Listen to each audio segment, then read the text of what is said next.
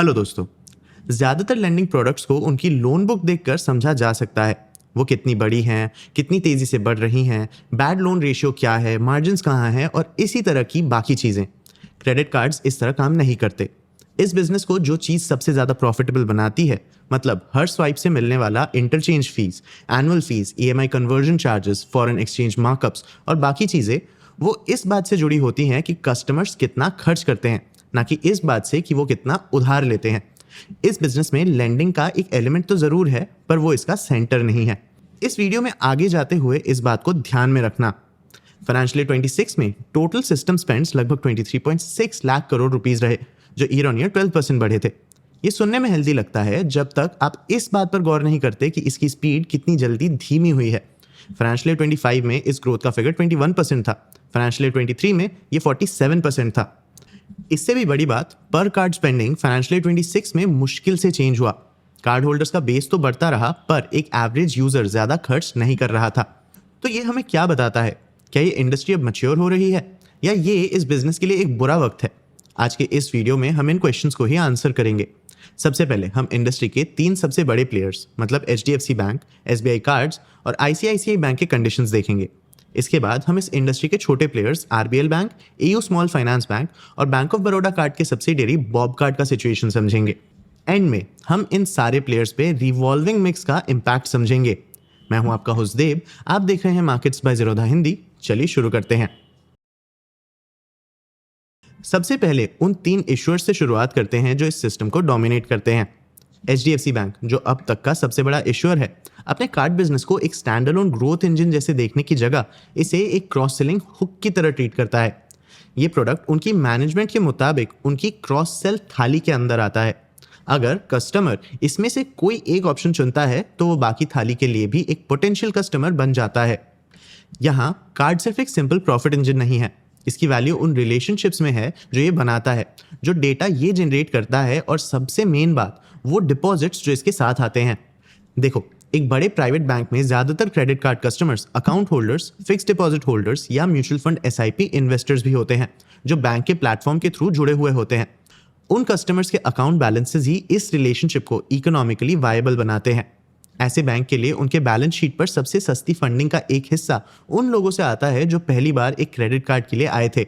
ये एक ऐसा स्ट्रक्चरल एडवांटेज है जो सिर्फ नंबर्स में नहीं दिखेगा।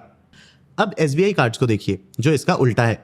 इसका फाइनेंशियल 26 का साल काफी अलग रहा।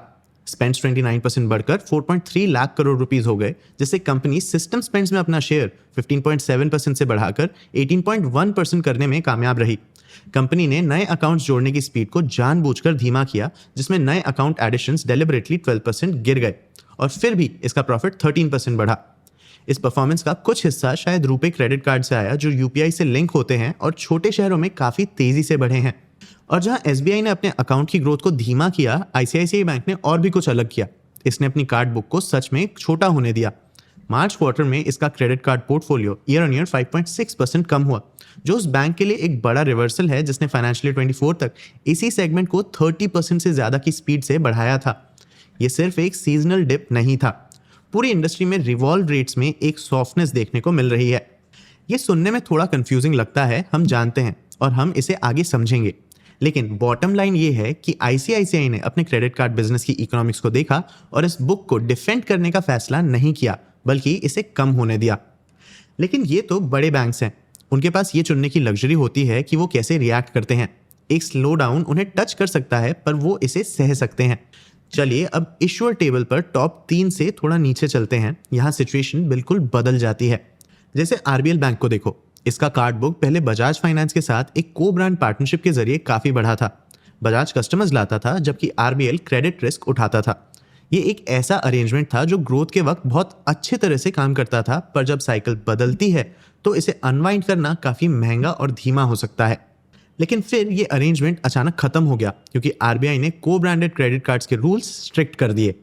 मार्च 2024 में RBI ने क्लियर किया कि को ब्रांडिंग पार्टनर ट्रांजैक्शन डेटा को एक्सेस नहीं कर सकता, कार्ड को अपने प्रोडक्ट जैसे मार्केट नहीं कर सकता, और इनिशियल इश्यूएंस के बाद किसी भी प्रोसेस में शामिल नहीं हो सकता।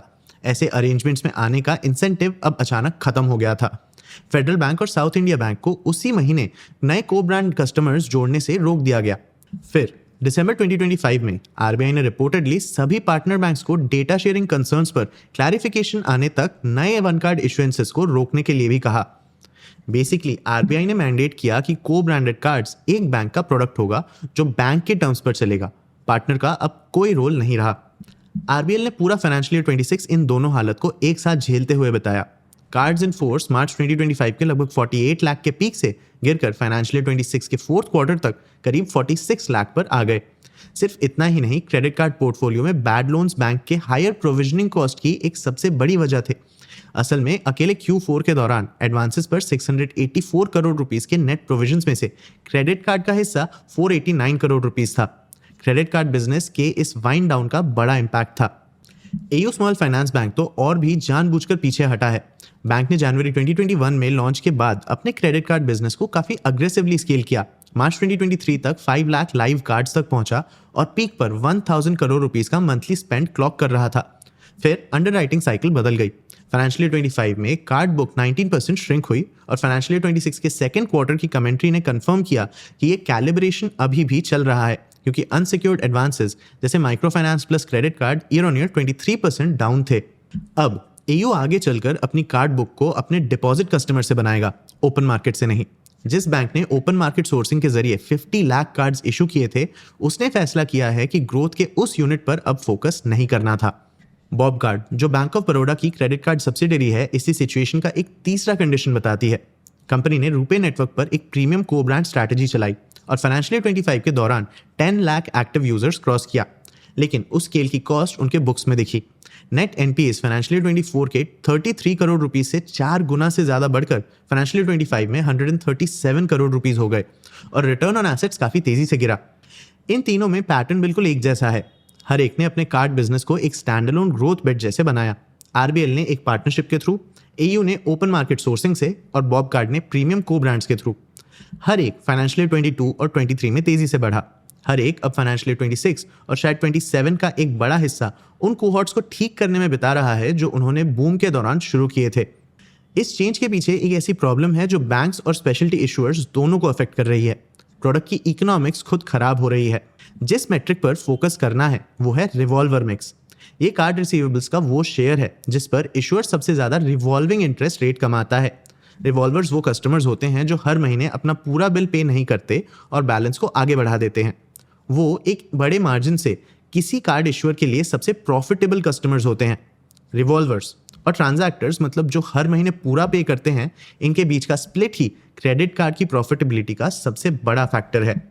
एसबीआई कार्ड में रिवॉल्वर मिक्स 2 साल से स्ट्रेट 22% और 24% के बीच अटका हुआ है और मैनेजमेंट अब फाइनेंशियल ईयर 27 में इसमें एक स्लाइट डाउनवर्ड बायस की उम्मीद कर रही है।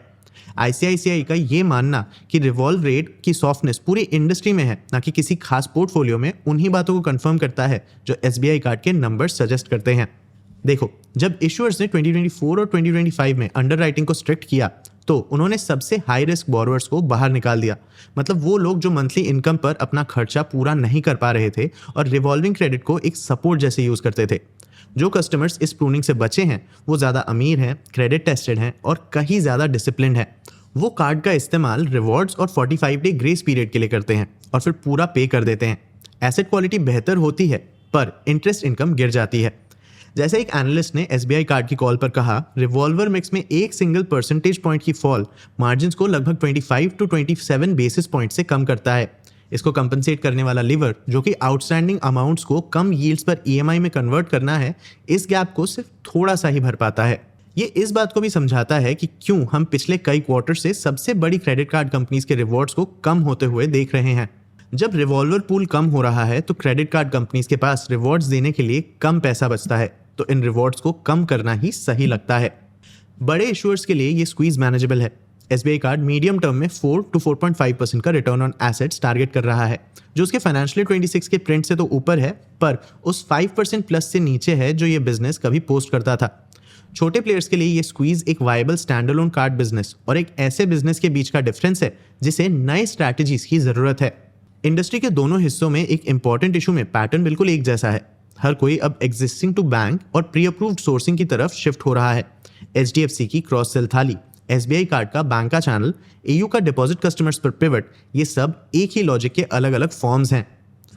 ओपन मार्केट एक्विजिशन तब क्रेडिट कार्ड्स देने का सबसे महंगा तरीका साबित हुआ जब साइकिल बदली और अगली बार कोई भी इसके सामने इस तरह एक्सपोज नहीं होना चाहता।